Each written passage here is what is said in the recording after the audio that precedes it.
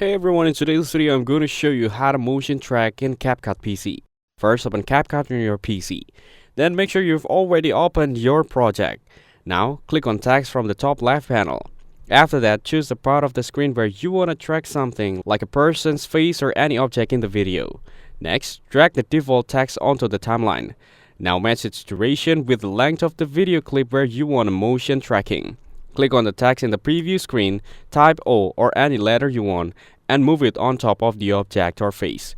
You can resize the letter using the corners. If you want, you can also use the font size sliders or on the right side to make it bigger or smaller. Then select the font style you like. Now play the video and pause it where the object or face moves. Drag the timeline to match that point. Then click the keyframe icon on the right side. This add a keyframe. Now, move the letter O again to keep it on the object or face.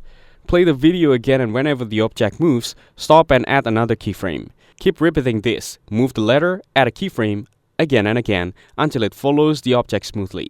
Once you're done adding all keyframes, play the video from the start and check if the O follows the object perfectly. And that's how you motion track in CapCut on PC. For more information, check out the links given in the description. Don't forget to like and subscribe to the channel. Thanks for watching. See you in the next one.